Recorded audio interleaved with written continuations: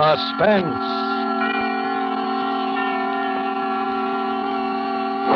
Produced, edited, and directed by William Spear. This is the third in a special limited series of 5 Friday night performances of Suspense at this hour. Suspense is compounded of mystery and suspicion and dangerous adventure. In this series are stories calculated to intrigue you, to stir your nerves, to offer you a precarious situation, and then withhold the solution until the last possible moment.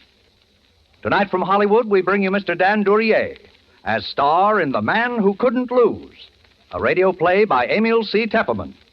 We trust that with this tale, we shall once again keep you in suspense.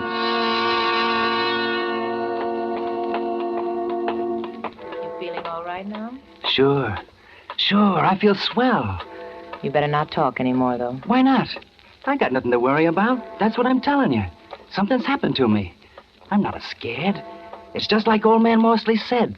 It doesn't happen often. But when it does, well, it's happened to me. Something's happened to me that doesn't happen once in 100 years. And it all happened in one day. Yeah, it began this morning.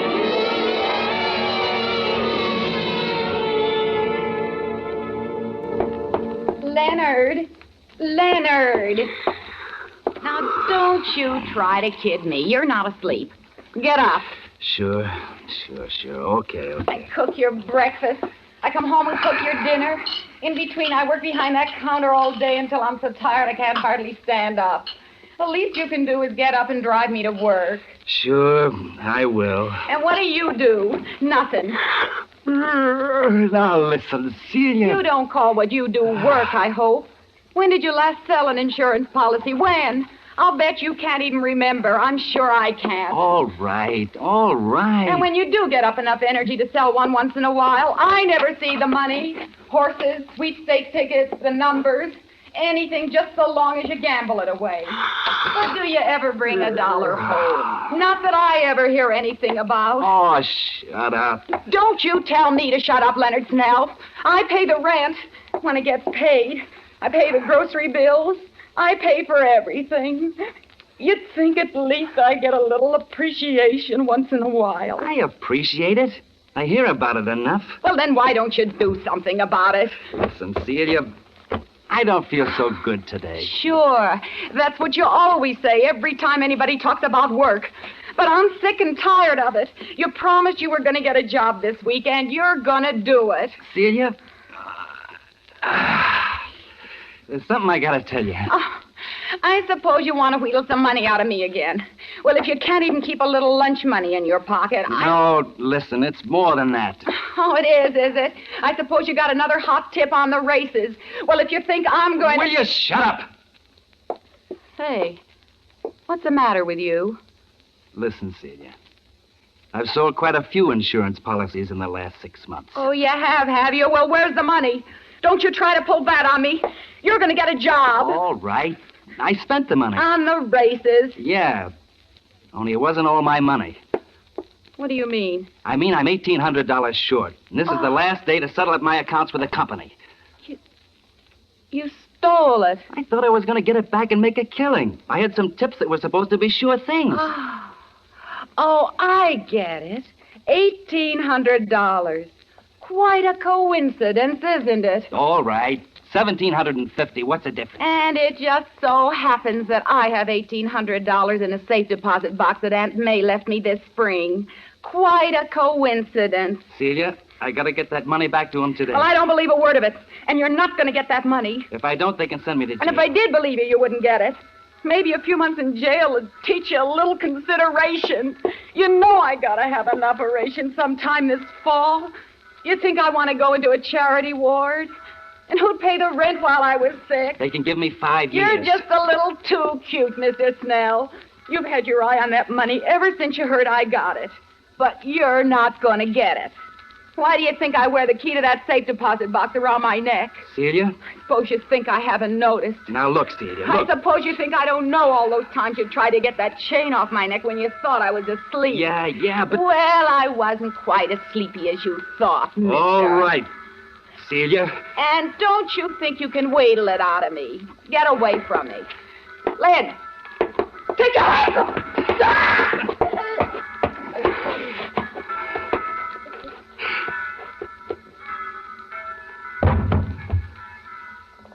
I knew I'd have to do that to you someday.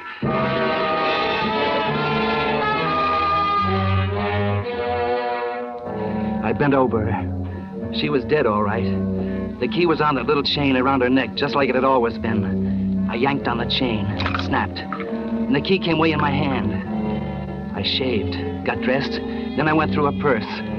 There was $9 and some change and the usual junk. And that sweepstake ticket made out in the name of I'm a Winner. I put the money in my pocket, the ticket in my wallet. I'm all set to go now, except for writing a letter. All of a sudden, I realize what I'm doing doesn't seem strange to me at all. It's like one of those dreams where you think it's all happened before sometime. I wrote to the police. I have killed my wife in a fit of anger. I can't go on living anymore after doing a thing like that to Celia. I'm short in my accounts, too. So there's only one thing for me to do. Don't bother looking for me. By the time you get this letter, you can find me in the city morgue. Yours truly, Leonard Snell.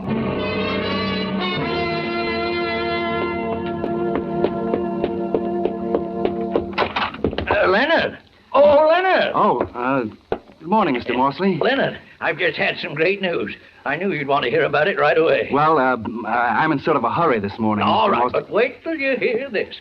You know that picric acid dye formula I've been working on? Yeah? Well, the government's just bought an option on it. They're going to try it out under factory conditions, and when they do, why, my boy, it'll be worth $1 million. So what do you know? That's really great. Well, I guess I better be going along. So I decided to take out that annuity you've been trying to sell me. Got an application with you, have you?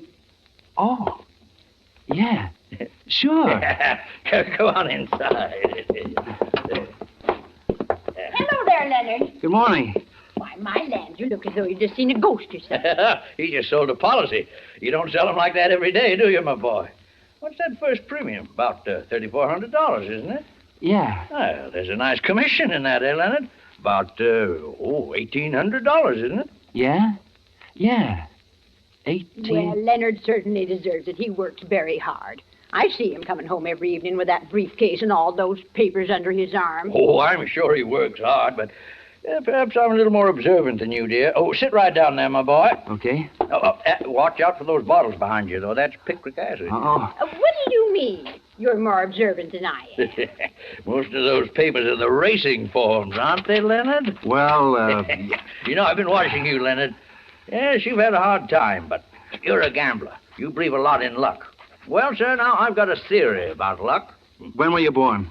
March 1st, 1878. Yes, luck is something that can come in big doses sometimes. It's almost as though fate had planned it out ahead of time. Who's the beneficiary? My wife. Oh, that's so good. There's a perfectly good mathematical explanation for it, of course. Now, a number of unrelated events converge, and they all add up to the good fortune of a single man. Oh, happens once in a century, perhaps, but it does happen. You can make out the check. Of course. Why don't I make it out to you personally? Then I can collect that 3 months' rent you owe me, huh? Why, sure. That'd be $3,255. Hey, fine. I'll make it out right. You know, Leonard, I was saying to Sam just this morning, I'm almost as glad for your sake as for ours. My, won't Celia be surprised? Huh? I said, won't Celia be surprised? Oh, yeah. Say, where is Celia? She usually leaves work long before this. I always hear her. Well, she's, Leonard, don't tell me there's anything wrong. I know she hasn't been feeling well lately. No. It's just a little headache, you know. Why, the poor thing. Why didn't you tell me? I'll go right upstairs and fix her something. No, you better not. She told me she wanted to sleep. She's asleep now. Oh, well, then I won't bother her. Yeah. I'll go up around noontime. Maybe I can fix her a little something then. Well, yeah, sure. Well, my boy, here's your check. Thanks. Now, don't play that on the races. Don't worry. But you keep playing your luck just the same. You know, luck's a funny thing. You've had a lucky start today. Maybe your luck's changed. Yeah. Yeah. Maybe it has.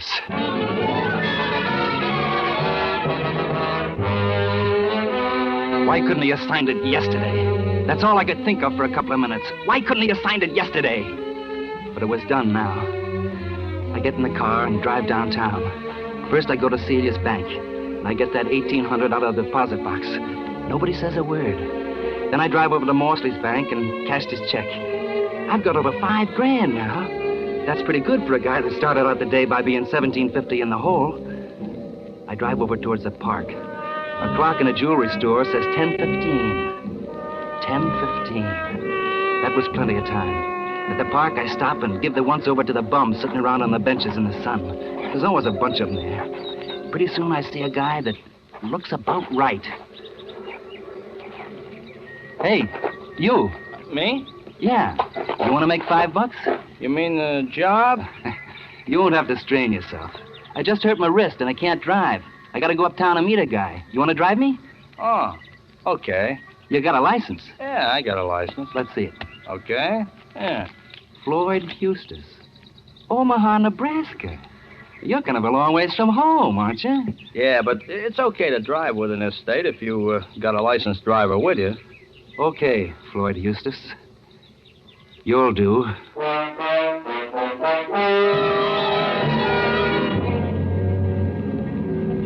We get in the car and head uptown. My luck is holding. This guy couldn't have been better if I looked a week. I see another clock, and it's only a little past 10:30 now. I still got lots of time, so I decide to clean up the details now. How am I doing? Okay, but turn right at the next block, Floyd. I want to go by the 43rd Street post office and mail a letter. Sure. Hey, you could mail it at a letterbox, though. Yeah, but I don't want to mail it at a letterbox. Oh, okay. I go into the post office and get a stamp and mail the letter. It's a letter where I tell about killing Celia, and it's just addressed to Police Commissioner, 21 Center Street. Somehow I just don't trust the letterbox, because if the police don't get that letter right on time, it's not so good. I go out and get in the car, and I tell Floyd Eustace where to go. We head uptown. After a while, we get to Fort Tryon Park, right above Riverside Drive, looking over the river. There's hardly ever anybody up there at this time of year, so I felt pretty safe. And sure enough, there wasn't. I got the monkey wrench out, and I had it in my hand. This right? Yeah. Oh. Just pull over there, up against the rail. Gee, I never been up here. Must be quite a drop down there, huh? A couple of 100 feet, huh? Uh-huh. This where you're supposed to meet the guy? Yeah. Right here.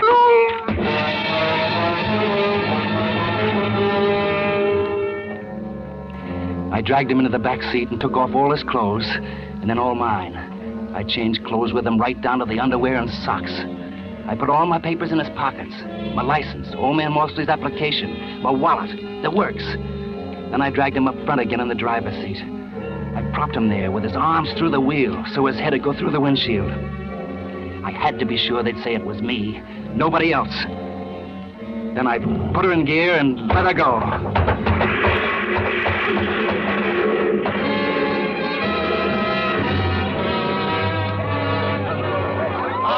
Stand back now. Stand back. I tell you, officer, didn't land more 3 feet from me. Right by me, not more 3 feet. How could it have happened? This car just rolled off the Palisades up there somehow and landed smack in the middle of the street. Gee, look at his face. He must have gone right through the windshield. Yeah, poor fella. Identified him from his wallet, a guy named Snell. Leonard Snell.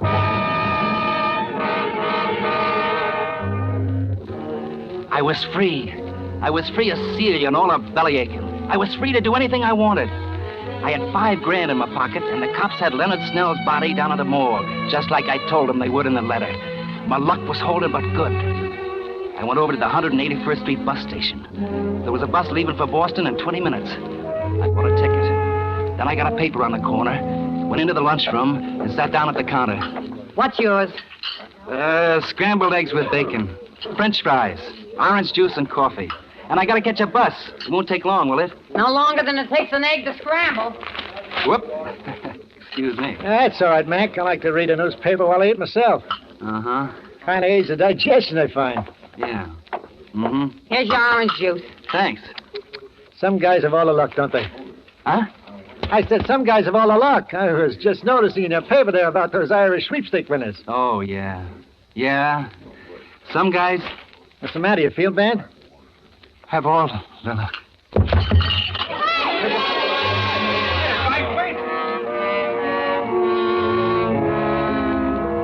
When I came to, somebody was swabbing my head with water. I pay my check and get out of there somehow. And I look at the paper again. That's what it said, all right.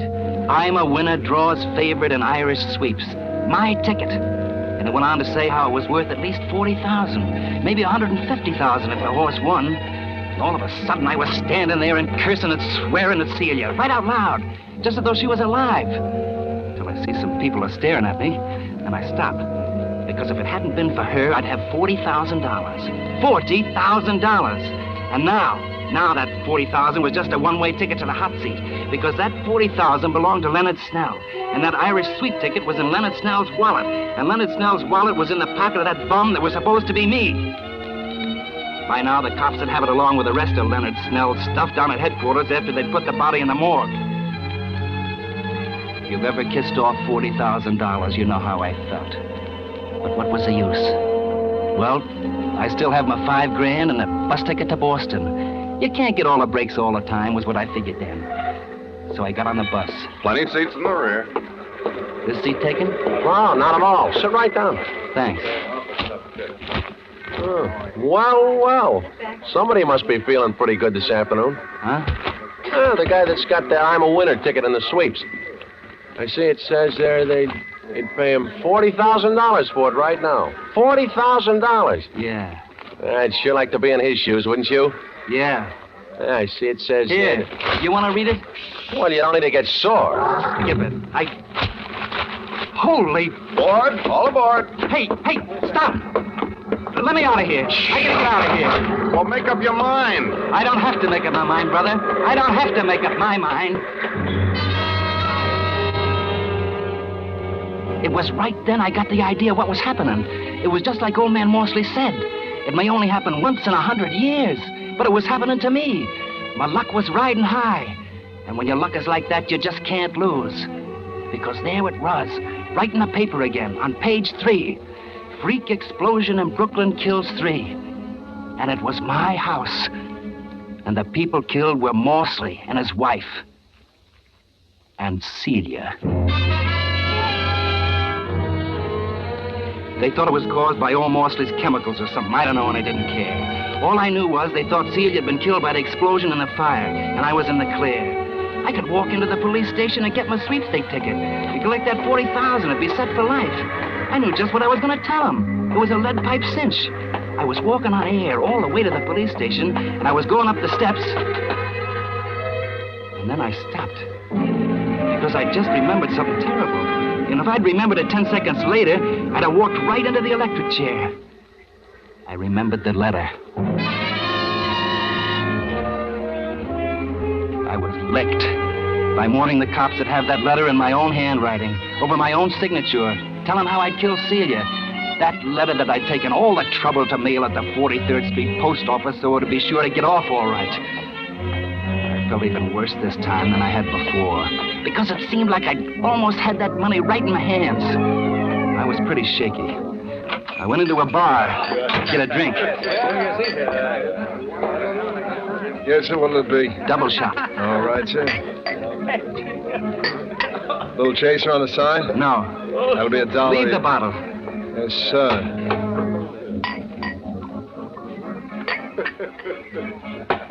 And now we bring you 5 minutes of the latest news. Hey, Charlie, turn that radio up, will you? One of the most daring holdups in the annals of New York crime, a gang of armed men this noon robbed a United States mail truck just as it was leaving the 43rd Street post office, removing 8 sacks of mail, the entire morning collection of the post office.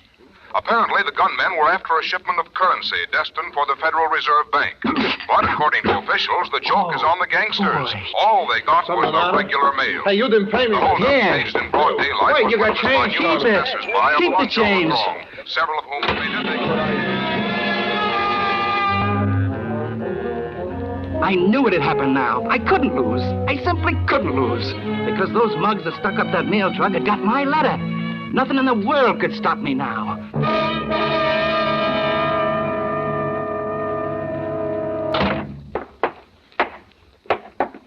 Officer, I just been held up. Held up, huh? Yeah. Well, what happened? Well, I picked up a guy who asked me for a lift about 225th Street and Broadway. I was driving along by Van Cortlandt Park when suddenly he grabbed me. Then he hit me with something. That's all I remember till I woke up lying in the park. My car was gone. Then I found out that he'd taken my wallet, my money, everything. I see. What's your name? Leonard Snell. Leonard Snell? That's right.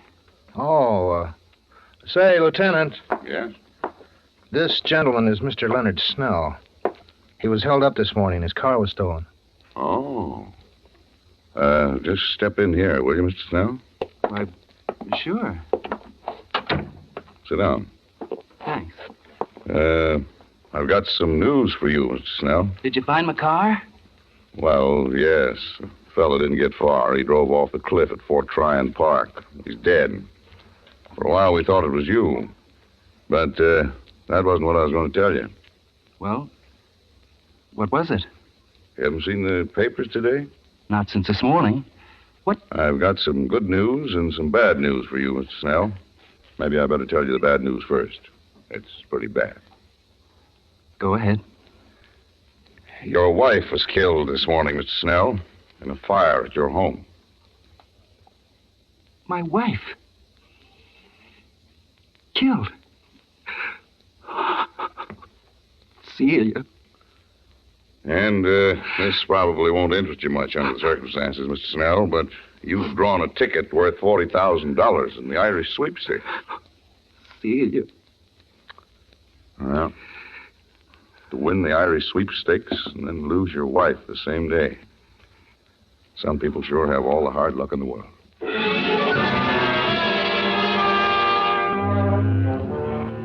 Luck.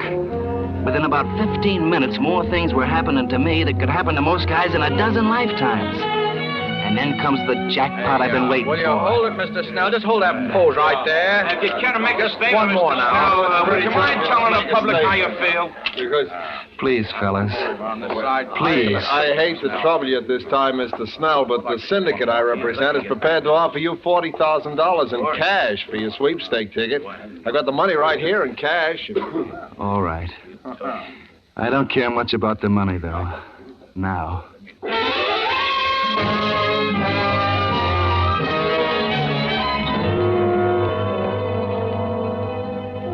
That was at 4:30. By 6, I've got $45,000 in my pocket. Cash. And I'm registered at the Waldorf. And I'm sitting down to dinner. I'll take the plank steak, please. Medium. Yes, sir. I will have your order very shortly, sir. Hello, pal. Mind if I sit down? You a reporter? Not exactly. I'm a sort of a collector. You owe me 40 grand, pal. I come to collect. Now. 40? Why, I don't know you. Do, pal. Remember that little letter you wrote to the police commissioner this morning? That you mailed at the 43rd Street post office? Some friends of mine found it. They figure it's worth just about 40 grand. You're one of the guys that stuck up the mail truck. You want to make something of it? There's a big reward. There's a cop right outside the hotel. I kind of figured you'd play ball. Where's the letter? My friend's got it right outside in the car. Still got that dough on you in cash like the paper said? Yes. Come on. All right.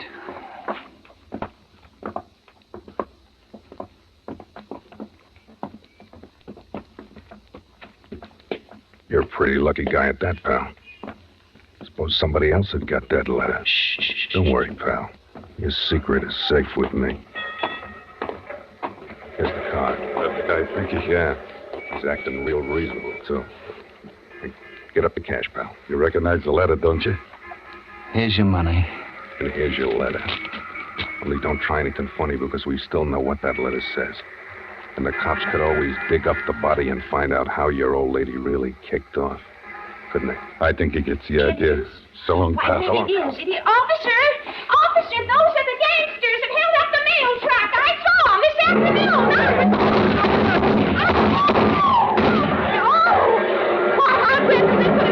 Officer! Somebody better help that poor man. He's been shot. Well, do something. He's paralyzed or something. Hey, you! You go call an ambulance. I'll stand by this man. Okay. What's up, Jerry? I just had a little shooting match with those mail robbers. The other boys got him down the street. This poor man was shot when they fired back. Yeah? What's this letter here in the street? Please. No. To the police commissioner. This fellow that shot had it in his hand before he fell. You'd better open it. It might be evidence. No.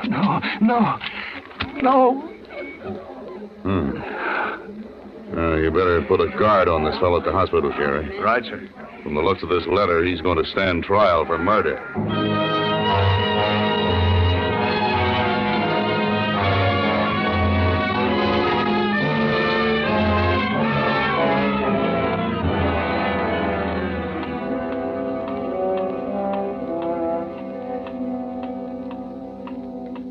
You'd better not talk anymore, Mr. Snell. What's the difference? What's the difference how much I talk? That's what I wanted to tell him. What if they did get the letter? I'll never go to trial. Because I got luck, don't you see? It comes once in 100 years. And I got it. I got that kind of luck. And when you got that kind of luck, you can't lose. You can't lose. You can't lose.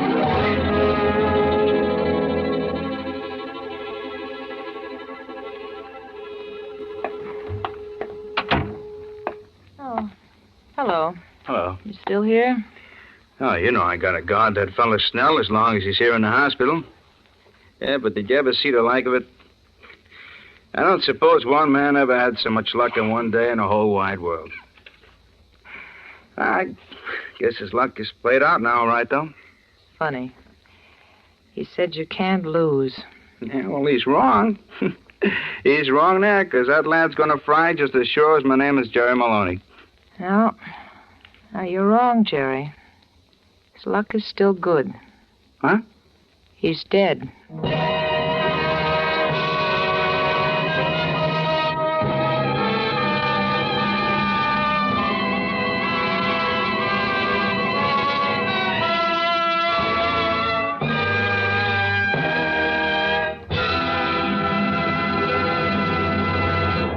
Suspense.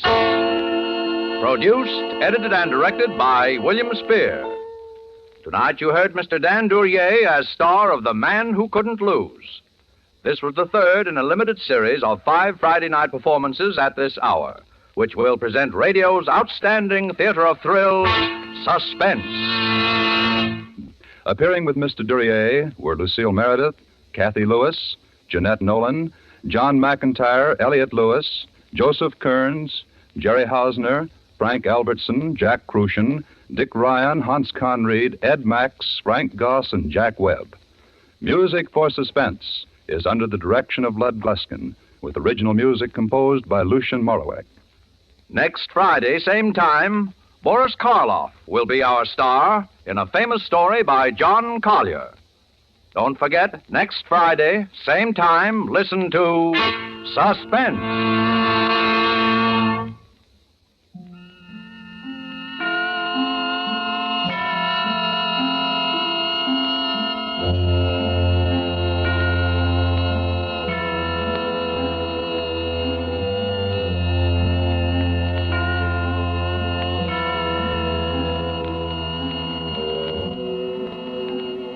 This is CBS, the Columbia Broadcasting System.